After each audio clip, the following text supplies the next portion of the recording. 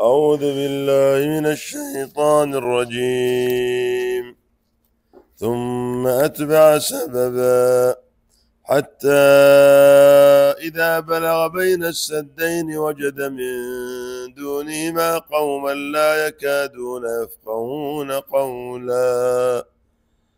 قالوا يا ذا القرنين إن يأجوج ومأجوج مفسدون في الأرض فهل نجعل لك خرجا على أن تجعل بيننا وبينهم سدا. قال ما مكني فيه ربي خير فأعينوني بقوة نجعل بينكم وبينهم ردما. آتوني زبر الحديد حتى إذا ساوى بين الصدفين قال انفخوا حتى إذا جعله نارا قال آتوني أفرغ عليه قطرا. فما استطاعوا أن يظهروا وما استطاعوا له نقبا. قال هذا رحمة من ربي فإذا جاء وعد ربي جعله دكاء وكان وعد ربي حقا. بسم الله الرحمن الرحيم. الحمد لله رب العالمين، وصلى الله وسلم على نبينا محمد وعلى آله وصحبه أجمعين. اللهم علمنا ما ينفعنا وانفعنا بما علمتنا وزدنا علما يا رب العالمين. سبحانك لا علم لنا إلا ما علمتنا إنك أنت العليم الحكيم. لا زلنا في قصة ذي القرنين، ولا زلنا في خبر يأجوج ومأجوج. ولما كان ورود خبر يأجوج ومأجوج في كتاب الله عز وجل في موضعين لا ثالث لهما في سورة الكهف في هذه الآيات التي قرأناها، وفي سورة الأنبياء في قول الله عز وجل حتى إذا فتحت يأجوج ومأجوج وهم من كل حدب ينسلون واقترب الوعد الحق فإذا هي شاخصة أبصار الذين كفروا يا ويلنا قد كنا في غفلة من هذا بل كنا ظالمين. وبداية خبر يأجوج ومأجوج في القرآن إنما ذكر في هذه الآيات التي نحن بصددها من سورة الكهف في قصة ذي القرنين، وهي صلب هذه القصة ولعلها السبب في ذكر خبره عليه السلام لبالغ أهميتها ولعظيم أثرها على الناس وعلى البشرية جميعا. لذا يحسن أن نقف وقفات مهمة مع هذه القصة ومع خبر يأجوج ومأجوج، خاصة أنه كثر فيهم الجدل قديما وحديثا، وخاض أناس فيهم خوضا باطلا وجازفوا بمجازفات كبيرة مخالفين الأدلة البينة في شأنهم ومتنكبين طريقة سلف الأمة من الصحابة رضوان الله عليهم فمن بعدهم في التحرج من القول على الله بلا علم وتعظيم القول في القرآن. وقد بين سبحانه أن القول عليه بلا علم من أعظم المحرمات وأكبر السيئات، فقال جل وعلا قل إنما حرم ربي الفواحش ما ظهر منها وما بطن والإثم والبغي بغير الحق وأن تشركوا بالله ما لم ينزل به سلطانا وأن تقولوا على الله ما لا تعلمون. قال الإمام ابن القيم رحمه الله وقد حرم الله سبحانه القول عليه بغير علم في الفتيا والقضاء وجعله من أعظم المحرمات، بل جعله في المرتبة العليا منها. فرتب المحرمات 4 مراتب وبدأ بأسهلها وهو الفواحش، ثم ثنى بما هو أشد تحريما منه وهو الإثم والظلم، ثم ثلث بما هو أعظم تحريما منهما وهو الشرك به سبحانه، ثم ربع بما هو أشد تحريما من ذلك كله وهو القول عليه بلا علم، وهذا يعم القول عليه سبحانه بلا علم في أسمائه وصفاته وأفعاله وفي دينه وشرعه. وقال شيخ الإسلام ابن تيمية رحمه الله فمن قال في القرآن برأيه فقد تكلف ما لا علم له به وسلك غير ما أمر به، فلو أنه أصاب المعنى في نفس الأمر لكان قد أخطأ، لأنه لم يأتي الأمر من بابه، كمن حكم بين الناس على جهل فهو في النار وإن وافق حكمه الصواب.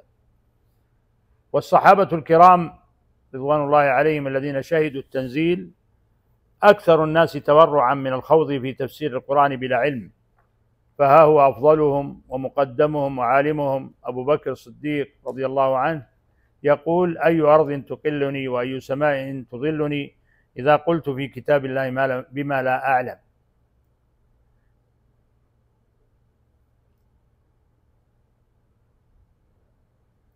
وقال ابن مسعود رضي الله عنه: إن القرآن كلام الله تعالى، فمن كذب على القرآن فإنما يكذب على الله عز وجل. وقال عبد الله بن عمر رضي الله عنه: لقد أدركت فقهاء المدينة وإنهم ليعظمون القول في التفسير، منهم سالم بن عبد الله والقاسم بن محمد وسعيد بن المسيب ونافع رضي الله عن الجميع. وعن ابن أبي مليكة أن ابن عباس سئل عن آية لو سئل عنها بعضكم، قال ابن أبي مليكة: إن ابن عباس سئل عن آية لو سئل عنها بعضكم لقال فيها، فأبى أن يقول فيها. ومضى على طريقهم وسلك سبيلهم التابعون رضي الله عنهم رضي الله عن الجميع. قال مسروق رحمه الله: اتقوا التفسير فإنما هو الرواية عن الله. وقال مالك عن يحيى بن سعيد عن سعيد بن المسيب أنه كان إذا سئل عن تفسير آية من القرآن قال: إنا لا نقول في القرآن شيئا. وقال ابن شوذب: حدثني يزيد بن أبي يزيد قال: كنا نسأل سعيد بن المسيب عن الحلال والحرام وكان أعلم الناس، فإذا سألناه عن تفسير آية من القرآن سكت كأن لم يسمع. وعن إبراهيم النخعي قال: كان أصحابنا يتقون التفسير ويهابونه. ومما يدل على أن تركهم القول في التفسير لم يكن عن جهل به، بل كان ورعا وخشية لله، قول الشعبي رحمه رضي الله عنه: والله ما من آية إلا وقد سألت عنها، يعني عرفت حالها وسألت عنها، ولكنها الرواية عن الله.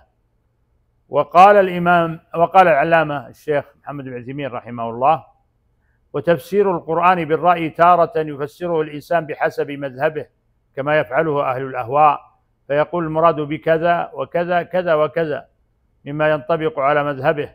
وكذلك هؤلاء المتأخرون الذين فسروا القرآن بما وصلوا إليه من الأمور العلمية الفلكية أو الأرضية، يعني الإعجاز اللي يسمى الإعجاز، اللي يسمونه الإعجاز العلمي في القرآن.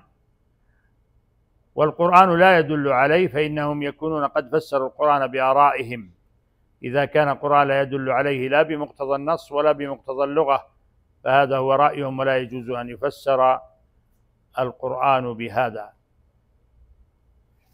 وقصة يأجوج ومأجوج قصة عجيبة خاض فيها الخائضون وتخرص فيها المتخرصون. وهذه التخرصات هي سقيمة، تخرصات سقيمة ضعيفة، لكننا نذكرها وروايتها تكفي لإبطالها. لكن لما ضعف العلم الشرعي عند الناس وأخذ من غير أهله صار لزاما ردها وتفنيدها، حتى لا يغتر بها من ضعفت بصيرته وقل علمه. فمن التخرصات في هذه القصة وفي هذه قصة يأجوج ومأجوج قولهم إن يأجوج ومأجوج دلالتهم دلالة رمزية، كما قال بعضهم إنها رمز عن ما يسمى بالحضارة الغربية وإفسادها. ومنهم من قال إنهم عبارة عن العاصير والبراكين، شو يسمى؟ تسونامي ومثله.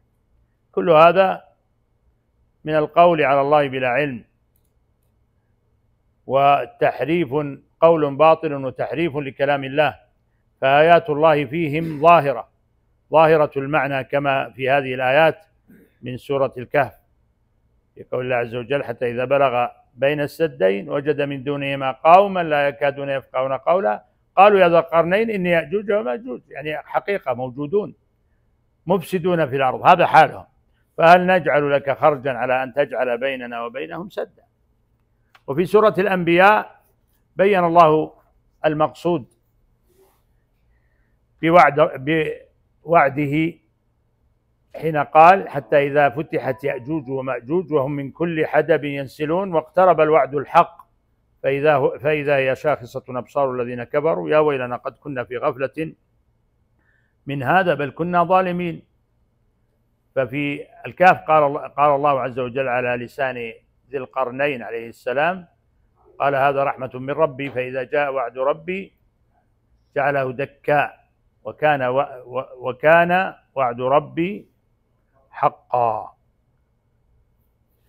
يعني وعد ربي الذي وعد به أنه سينفتح هذا السد وسيزول، كما سبق معنا أن الله عز وجل لا شك أن هذا جاء عن طريق الوحي لذي القرنين، وأنه على الأرجح أنه نبي يوحى إليه، هذه من الأدلة على أنه يوحى إليه.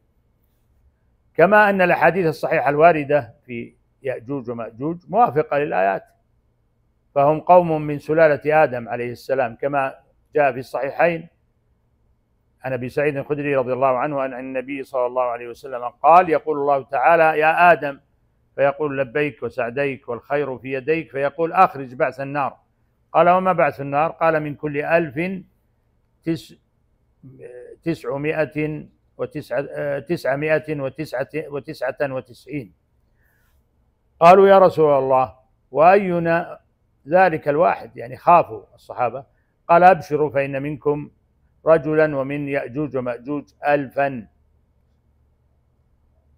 وجاء عند ابن ماجه بسند صحيح عن أبي هريرة رضي الله عنه قال قال رسول الله صلى الله عليه وسلم إن يأجوج ومأجوج يحفرون كل يوم حتى إذا كادوا يرون شعاع الشمس قال الذي عليهم يعني الذي يقودهم ارجعوا فسنحفره غدا فيعيده الله أشد ما كان حتى إذا بلغت مدتهم وأراد الله أن يبعثهم على الناس حفروا المدة المضروبة التي ضربها الله عز وجل، الوعد الحق الذي قال واقترب الوعد الحق، يعني وقول ذي القرنين فإذا جاء وعد ربي جعله دكاء وكان وعد ربي حق.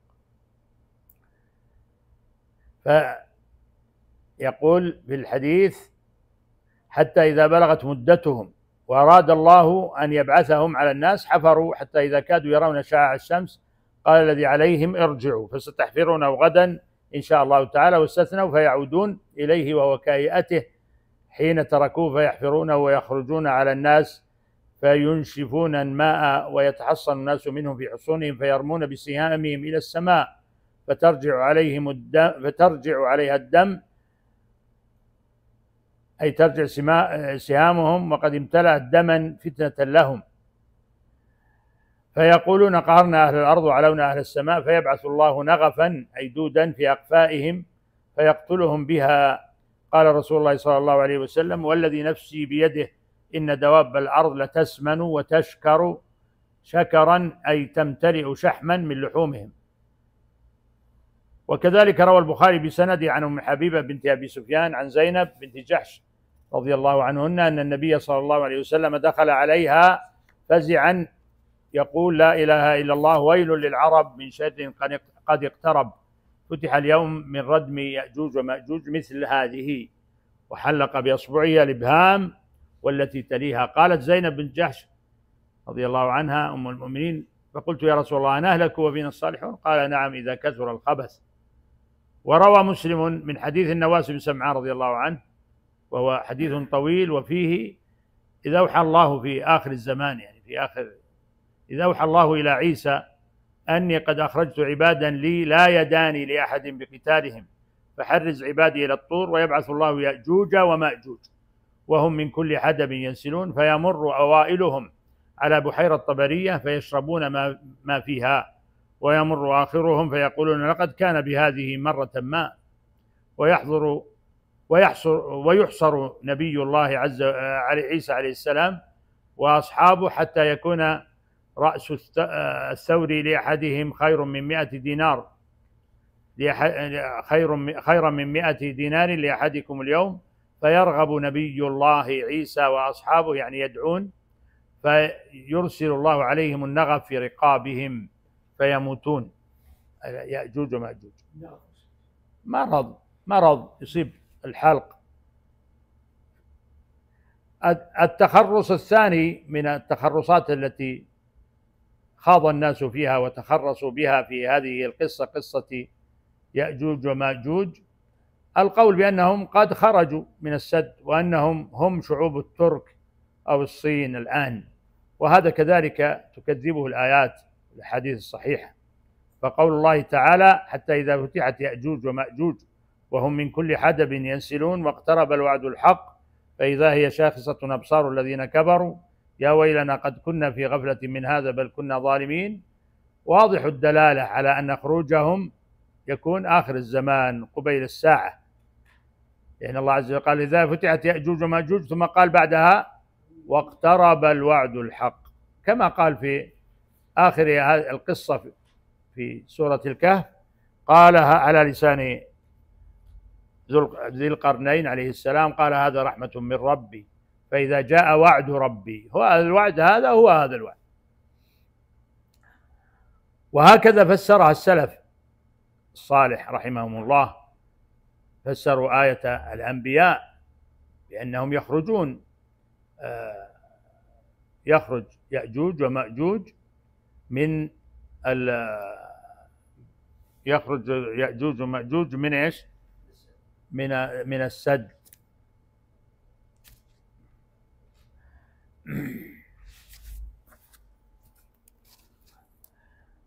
قال الإمام الحافظ ابن كثير رحمه الله في تفسير هذه الآية من سورة الأنبياء: حتى إذا فتحت يأجوج ومأجوج، قال: قدمنا أنهم من سلالة آدم عليه السلام، بل هم من نسل نوح أيضا من أولاد يافث أبي الترك، والترك شرذمة منهم تركوا من وراء السد الذي بناه ذو القرنين. وقال: هذا رحمة من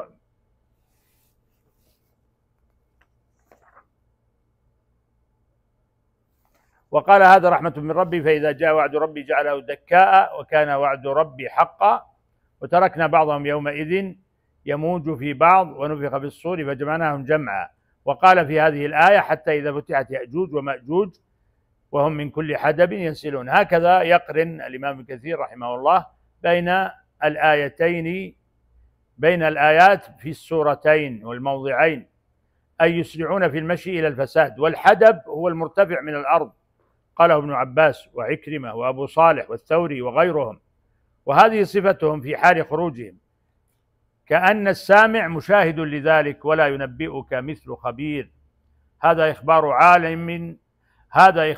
عالم ما كان وما يكون سبحانه، الذي يعلم غيب السماوات والأرض، لا إله إلا هو.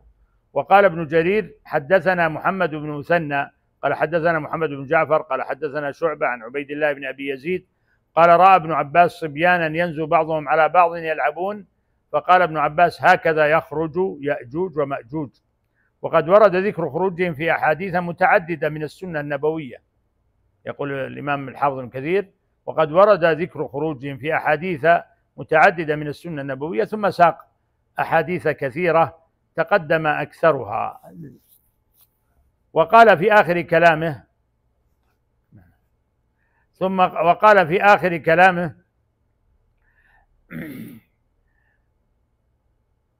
في تفسير هذه الآية: قد تقدم في تفسير آخر سورة الأعراف من رواية الإمام أحمد عن هشيم عن العوام عن جبل بن سحيم عن مؤثر بن عفارة عن ابن مسعود عن رسول الله صلى الله عليه وسلم قال: لقيت ليلة أسري بي إبراهيم وموسى وعيسى عليهم السلام، قال: فتذاكروا أمر الساعة فردوا أمرهم إلى إبراهيم فقال: لا علم لي بها، فردوا أمرهم إلى موسى فقال: لا علم لي بها، فردوا أمرهم إلى عيسى فقال: أما وجبتها يعني ظهورها فلا يعلم بها أحد إلا الله، وفيها عهد إلي ربي أن الدجال خارج. قال: ومعي قضيبان، فإذا رآني ذاب كما يذوب الرصاص، قال: فيهلكه الله إذا رآني، حتى إن الحجر والشجر يقول: يا مسلم إن تحتي كافرا فتعال فاقتله، قال فيهلكهم الله ثم يرجع الناس إلى بلادهم وأوطانهم، قال فعند ذلك يخرج يأجوج ومأجوج وهم من كل حدب ينسلون فيطغون بلادهم لا يأتون على شيء إلا أهلكوه ولا يمرون على ماء إلا شربوه، قال ثم يرجع الناس إلي يشكونهم فأدعو الله عليهم فيهلكهم ويميتهم حتى تجوى الأرض من نتن ريحهم. هذا الحديث موافق الحديث الثاني. وينزل الله المطر فيجترف أجسادهم حتى يقذفهم في البحر، ففيما عهد إلي ربي أن ذلك إذا كان كذلك أن الساعة كالحامل المتم لا يدري أهلها متى تفجأهم بولادها ليلا أو نهارا. قال رحمه الله: والأحاديث في هذا كثيرة جدا والآثار عن السلف كذلك.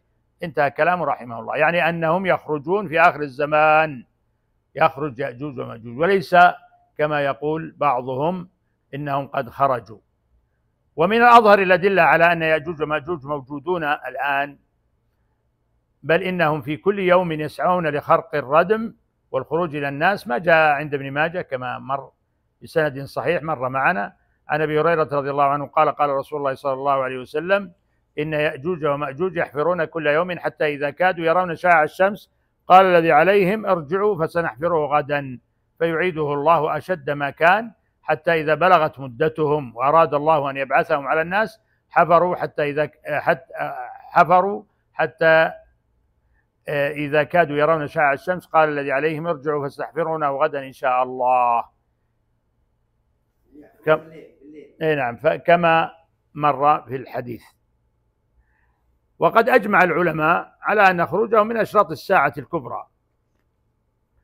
يقول شيخ الإسلام ابن تيمية رحمه الله: يوم يأتي تأويله، قال: وإنما ذلك مجيء ما أخبر القرآن بوقوعه من القيامة وأشراطها كالدابة ويأجوج ومأجوج وطلوع الشمس من مغربها ومجيء ربك والملك صفا صفا وما في الآخرة من الصحف والموازين والجنة والنار وأنواع النعيم والعذاب وغير ذلك. وقال السفاريني رحمه الله: خروجه من وراء السد على الناس حق ثابت لوروده في الذكر يعني في القرآن، وثبوته عن سيد البشر يعني في السنة، ولم يحله عقل فوجب اعتقاده. وقال القرطبي رحمه الله في تفسيره: وذلك موافق للحديث قبله، لأن نزول عيسى عليه السلام من أشراط الساعة كما في الأحاديث السابقة، وسيقاتل الدجال ويأجوج ومأجوج وهو آخر الزمان. لذا فإن القول بأنهم قد خرجوا وأنهم الترك أو الصينيون قول باطل بلا شك يرده الكتاب والسنة كما سبق توضيحه. وأما شبهة الفريقين، من هم الفريقان؟ الرمزيين، أحسنت، الذين يقولون أن الأمر رمزي، يأجوج ومأجوج رمزي والسد رمزي، والذين يقولون مخرج. أحسنت يا عبد العزيز، عبد العزيز منتبه، بارك الله فيك. وأما شبهة الفريقين ومتاهة الطائفتين، من قال بالرمزية أو من قال إنهم خرجوا، فشبهة داحضة وحجة سقيمة ضعيفة هي قائمة على تعظيم الضعيف من البشر في القول أنه يستحيل في هذا الزمن، زمن قوة الاكتشافات والأقمار الصناعية، ألا يعرف مكان السد. والجواب عن شبهتهم هين وردها متعين، فالإنسان مهما ارتفع بعلمه يظل ناقصا وقاصرا بقصوره البشري، والعالم اليوم يشهد هذا القصور جليا ويعجب العاقل منه مليا.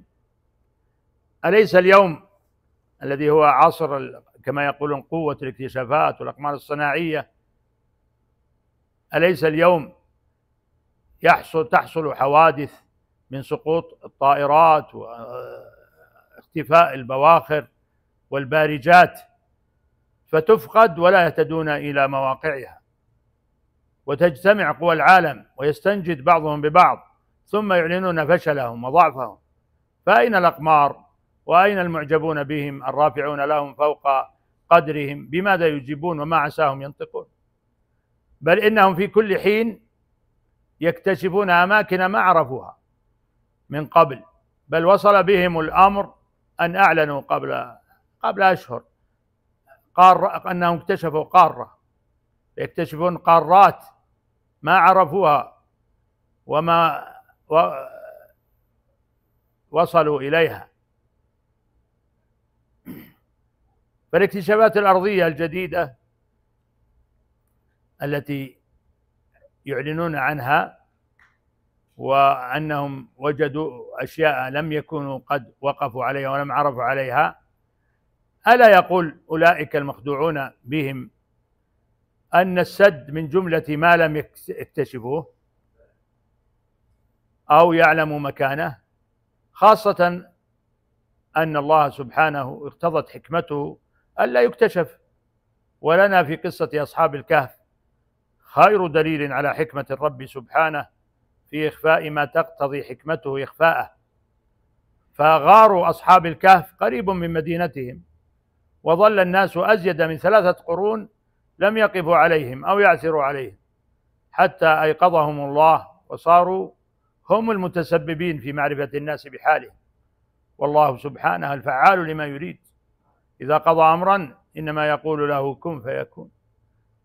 فهؤلاء عظموا الضعيف من البشر وتناسوا الملك القادر القاهر سبحانه، كما قال تعالى: وهو القاهر فوق عباده وهو الحكيم الخبير.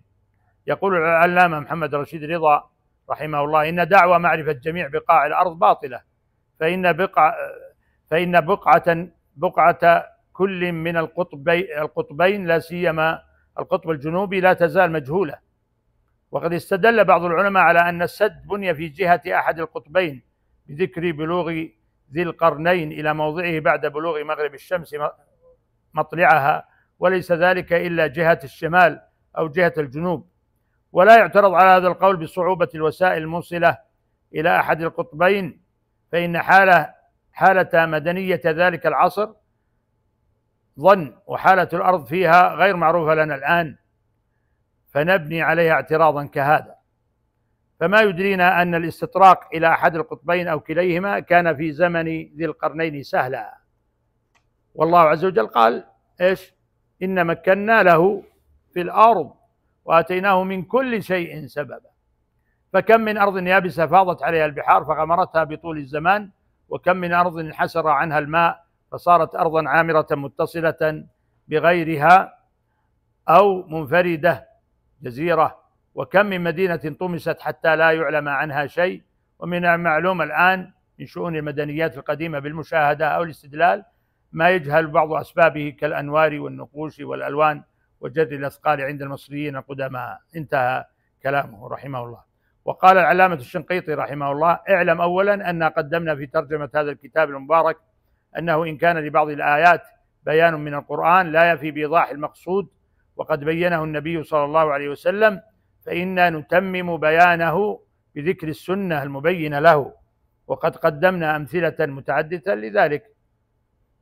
يعني أن السنة تفسر القرآن. الله عز وجل يقول: أقيموا الصلاة، هل فيها في القرآن عدد الركعات والصلوات الظهر والعصر؟ لا، ما ليس فيها، إنما هذه السنة تفسر القرآن. فيقول الإمام العلامة الشنقيطي: إننا نفسر القرآن بالسنة، هذه المرتبة الثانية من مراتب التفسير، أن يفسر القرآن بالقرآن، هذه الأولى، أن يفسر القرآن بالسنة. فيأجوج ومأجوج لما ذكر في القرآن تفسره السنة. فيقول: فإذا علمت ذلك فاعلم أن هاتين الآيتين لهما بيان من كتاب أوضحته السنة، فصار بضميمة السنة إلى القرآن بيانا وافيا بالمقصود.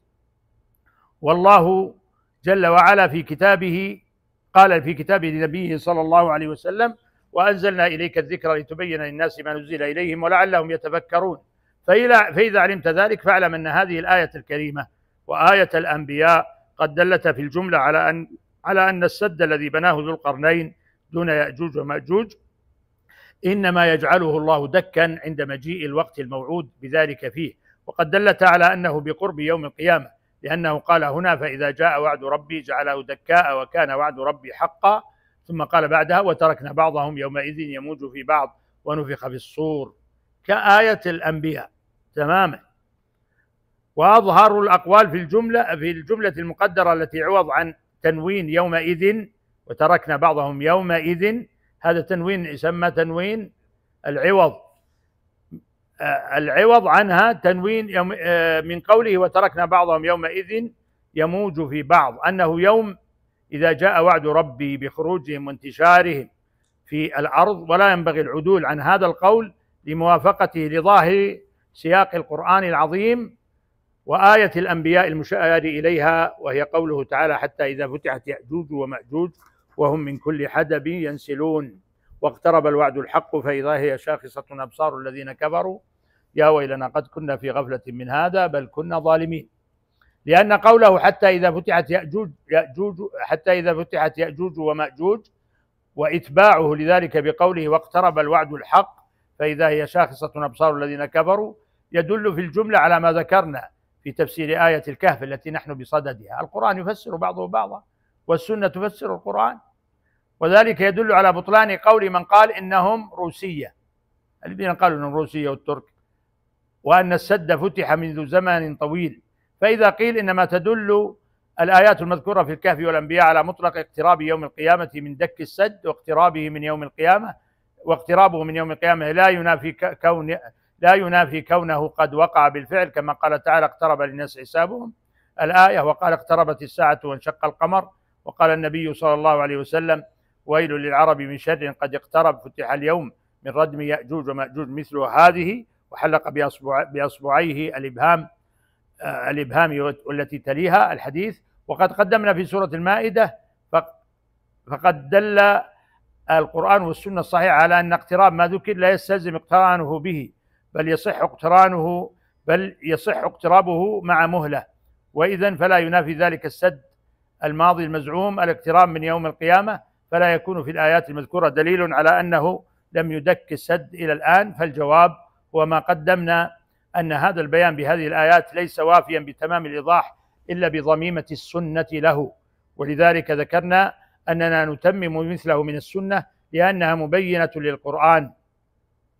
ثم ساق الأحاديث التي في يأجوج ومأجوج من السنة التي تبين أنهم يخرجون، وهذا الحديث الصحيح قد رأيت فيه تصريح النبي صلى الله عليه وسلم بأن الله يوحي إلى عيسى ابن مريم خروج يأجوج ومأجوج بعد قتله الدجال، فمن يدعي أنهم روسيا وأن السد قد اندك منذ زمان فهو مخالف لما أخبر به النبي صلى الله عليه وسلم مخالفة صريحة لا وجه لها. ولا شك أن كل خبر ناقض خبر الصادق المصدوق صلى الله عليه وسلم فهو باطل، لأن نقيض الخبر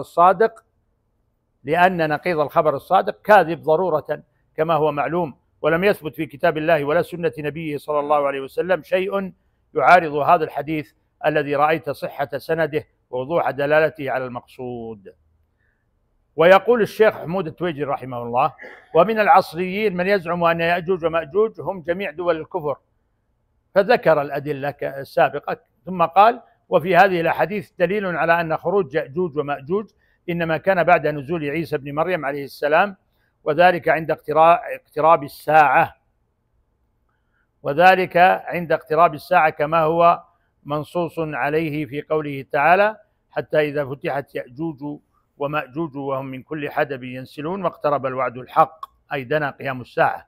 وفي هاتين الآيتين مع الأحاديث التي تقدم ذكرها أبلغ رد على من زعم أن يأجوج ومأجوج هم دول الكفر في آسيا وأوروبا وأمريكا وغيرها من بلاد المشركين، لأن هؤلاء الكفرة لم يزالوا مختلطين بالناس، ولم يكن بينهم وبين الناس سد من حديد يحول بينهم وبين الخروج على الناس.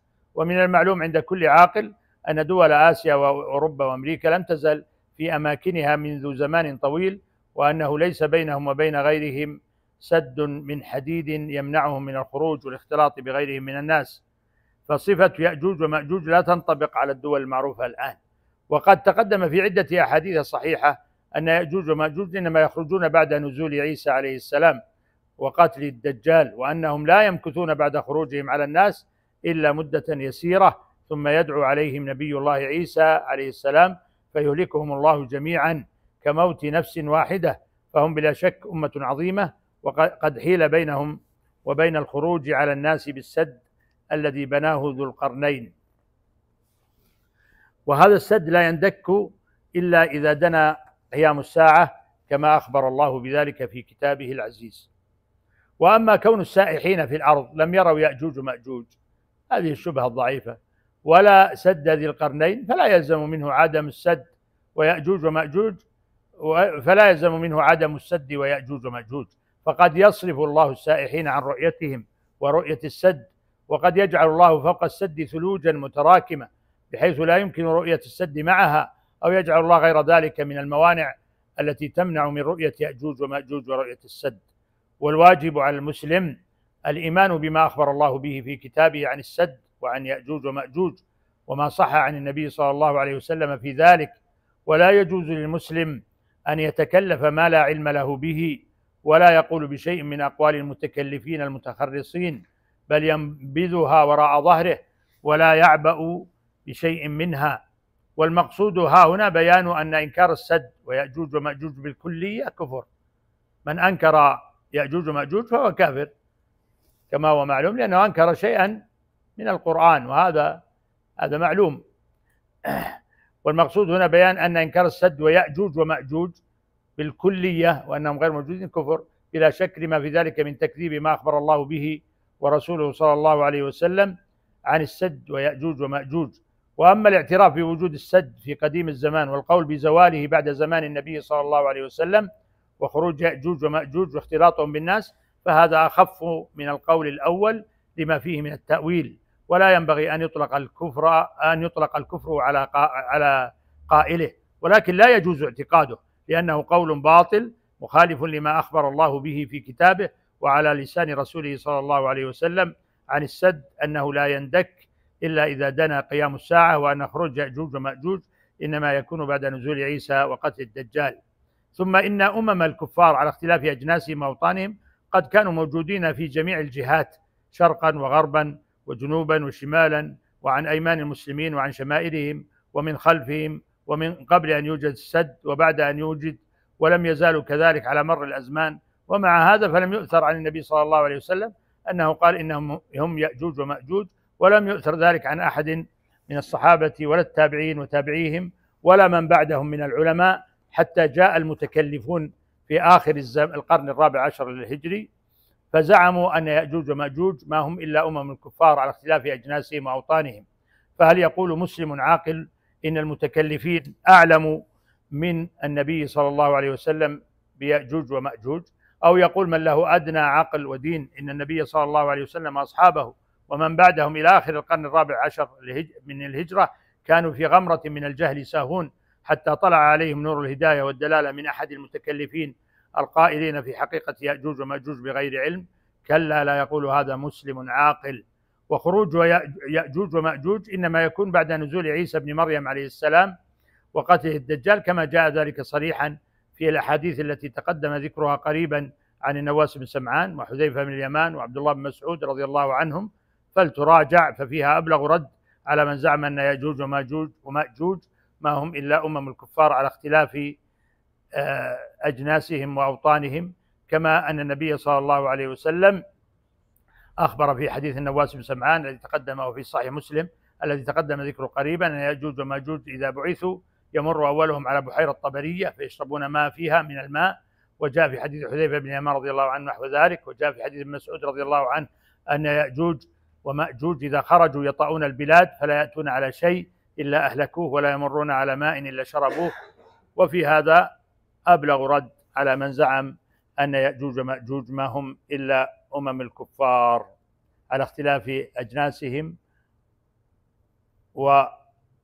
وأوطانهم. ثم أيضا في نقطة مهمة أن هؤلاء الأمم الذين يقولون بعض الناس بعض المتخرصين أنهم يأجوج ومأجوج ألم يسلم كثير منهم؟